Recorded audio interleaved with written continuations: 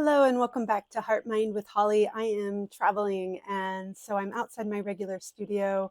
I am doing this session from St. Helens in Tasmania. And I'm going to give you a quick little look at my surroundings, which are absolutely gorgeous. I've been very lucky in my life to live in some of the most gorgeous places on the planet. If it's not this, it's the redwoods. Hopefully I'll get you some images of that as well when I get back there. And this week's theme is play. I'm so excited for this one because it's been a really tough one for me throughout my life. And if you're anything like me, where, this is a little bit geared towards the healing crowd, healers, people that have needed healing, this is one of the things that's kind of gets stripped from us, our ability to kind of really know how to play. And then the outlets that we tend to find, or some people find, I know I've found, can be somewhat destructive. So it becomes playful and then slowly becomes more destructive, and it's not so playful.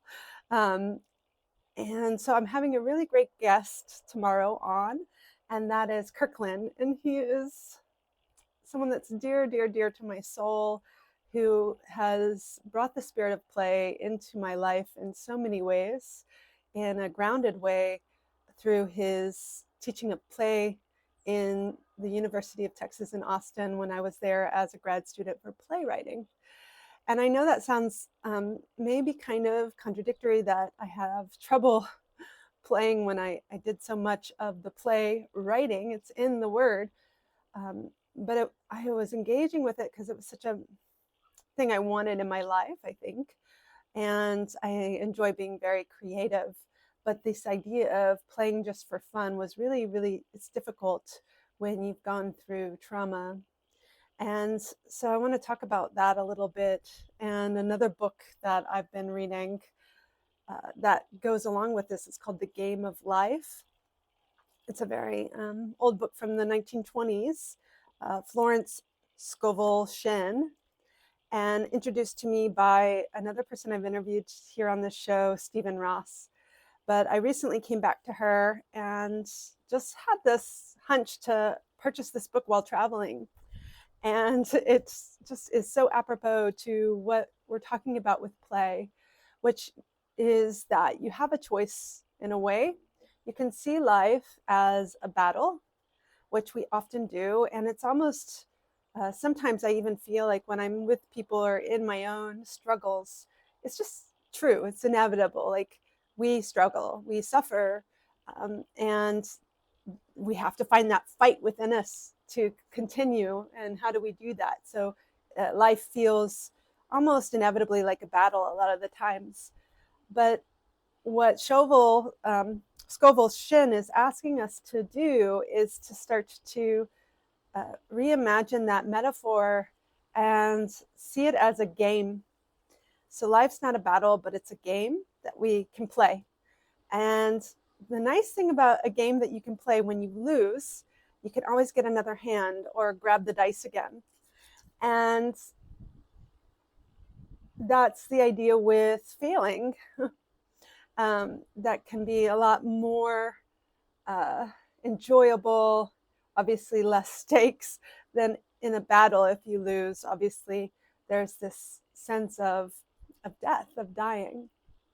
And I think that's maybe what gets us out of the battle, is starting to get out of survival mode. And that's also why it was so difficult for me for a long time. What is fun? I don't even know what fun is. I am trying to survive, even in simple things like grad school. It's like I'm trying to prove or survive in a way, and to prove myself, because if I don't do this, then there's a part of me that's going to really fail, and a part of my identity that's going to die. And it felt like a real threat. Versus, if I don't get this one right, let's try it again, and we'll get another chance at this. And it's not about my identity or an all stakes kind of situation, But that's really hard. That mentality is really hard to get out of when you're in the trauma loops. And that's no fun, really. And so how do you start to step into the spirit of play in order to step out of the trauma loops? That's one of the questions that I've had to ask myself. And I think it's pretty much the sense of play or starting to embrace play can start to change those samskaras, and the loops become a reinforcement for you to have a little bit more ease in your nervous system, in your heart and your respiratory system, and in your breath. So it's got to be something that you continually start to play with, and it might be something around your own spiritual practices. I believe what Shin is talking about, Scoville Shin is talking about, is a lot of prayer and affirmation in her tradition, and the way that she talks about it will start to help you communicate with co-creation, with the planet, with the universe, with God, however you want to put that, in a way that's playful and allows for more space, opportunity, and curiosity. So that starts to ease up the high stakes. And then to ask yourself what feels really enjoyable.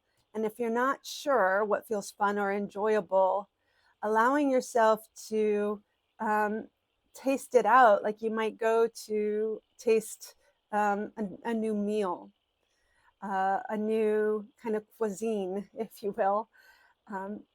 Something I've been working on a lot with clients is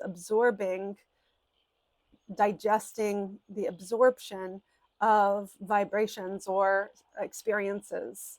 So that might be just taking one extra minute and noticing what that was. That fun? Just asking, was that fun? What does that feel like? It feels like, oh, I feel a little lighter in my cheeks. I feel a little bit lighter in my pelvis. So you're starting to somatically feel the sense of what fun, enjoyment is like. And I know this sounds maybe pretty on the surface, but the people I work with, we have a tendency to lean into and know and go right into the stress. And we know what that we know how to access that and absorb that really easily, but we don't know how to sometimes access and absorb what's fun.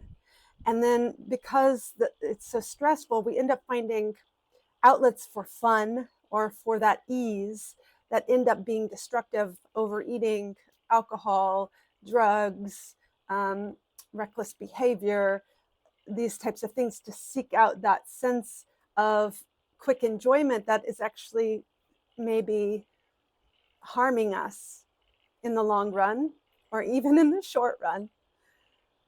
And so it takes us quite a bit of slowing down. Got to slow down to start to receive. Oh, there's the wind. There's that Tassie spring wind. It takes time to slow down and receive and be curious. And it's almost like baby steps again with fun and play for some of us. And are you willing to slow down and allow yourself to come back to that sense of child self? You know, one of the things too that really helps this is coming to meet your own mortality. I know for me, a big calling for this was when I lost a cousin who I played a lot with, and I found a lot of that joy in child time with, despite all the trauma. Remembering those moments of real respite with her and my cousins, my female cousins in my family, and really wanting to absorb that as she was going through cancer and passing away. That was really seminal to my own okay, I got to get as much enjoyment out of this life as I possibly can. I'm really lucky I'm still here. It's not a given that I'm going to be here. Uh, so I want to start to learn, okay, what is fun and enjoyment? Kirk embodies the spirit of play, you will see in this interview. So in a time, I don't think people knew maybe how critical it was. I'm getting emotional. I don't think people around me knew how critical that time was, that graduate school time was, where I was quite suicidal. But in a time when I was, he was a very big anchor for me in the spirit of play.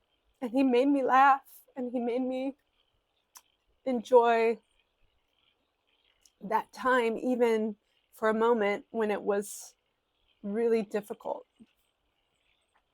And we also were able to touch on deeper things around healing. And, he shares in the interview that's his path too of healing. And it seems to me he really has found his own yoga practice. He might not call it that, but his own way of connecting to the universe and to others through that play. And thank you for letting me express and move something with you here in this episode, coming back to that time and remembering how precious that relationship was with him, and the joy of being able to share him with you here on this channel. It just means so much to me, as you can probably tell. And so I'm not always good at it still. A lot of people might describe me as a very fierce, intense, also serious person, because I never was a big partier. I could dabble, but I was never that kind of life of the party type of fun. But I always have a good sense of humor. I like to bring in laughter, and I like to bring in this idea of drafts, whether it's with business or whether it's with yoga teaching. And we get just so many drafts to creatively play with our work, and with our being, and with our, everything, with our outer and inner experience of ourselves. And so as you might be in that dark place, or you might be in a struggling place, and find a person that kind of senses or embodies that spirit, and you will have a relationship with that sense of play.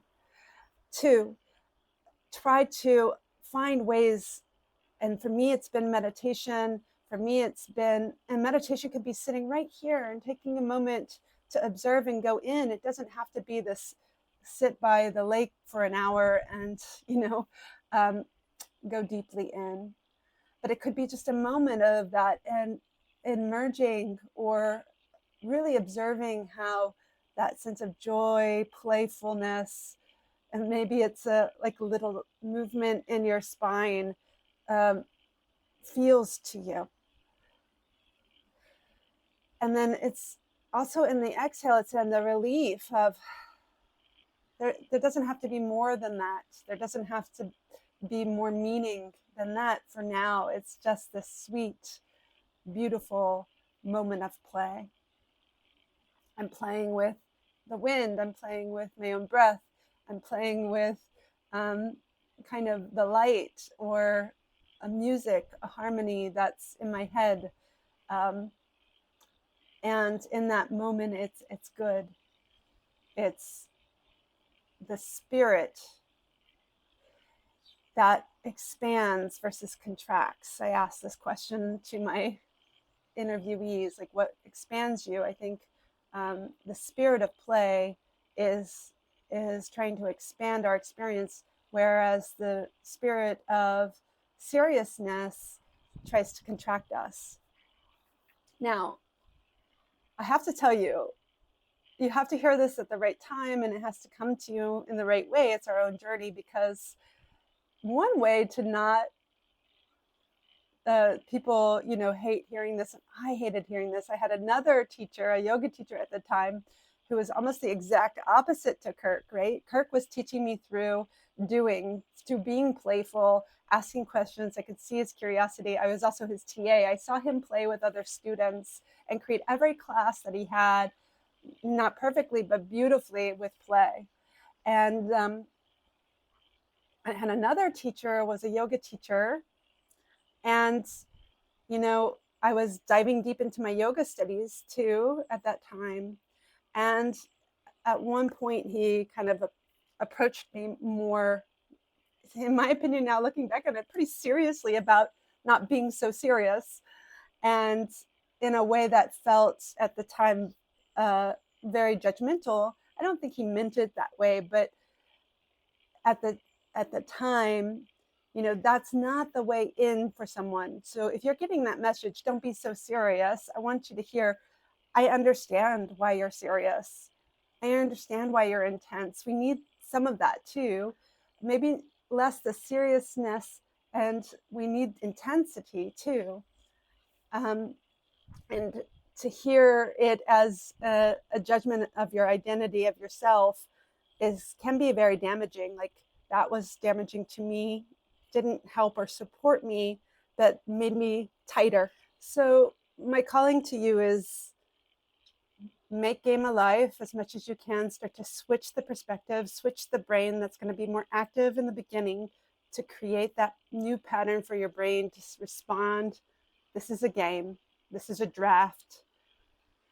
Go soft, go small, and find the people that are embodying it from that genuine, you can tell, spirit space from within them. Find those people, particularly if you are struggling right now, that can be that light for you of play. The spirit isn't one of demanding, of was kind of a little bit the difference between, like, when I felt like I needed to be defensive and when I felt this invitation. That the defensiveness with the one teacher of kind of the judgment, I'm too serious, doesn't invite play, but Kirk living in that play and questioning and bringing in art and different games to help investigate that did support that. So when I say find that light that's living it, but that's an invitation. That's really important. And that invitation can be part of the healing versus the demanding. And if you're going to force or demand, it's going to feed back into those traumas, which is what I felt a little bit more with that other teacher. And so that might be it in a nutshell. That soft invitation is part of play. That soft invitation is part of play. I hope this supports you in that journey. And like I said, we'll go into a pretty fun interview, and you get to meet this teacher of mine who is deeply inspiring, Kirk Lynn. And then I'll talk a little bit more about how to transform yourself through play as well following that interview. I hope you travel well. Enjoy your prana, your life force. And I'll see you next time for the next episode, Heart Mind with Holly. Please share if this supported you, if you know someone else that it might support, and subscribe. Love to have you here.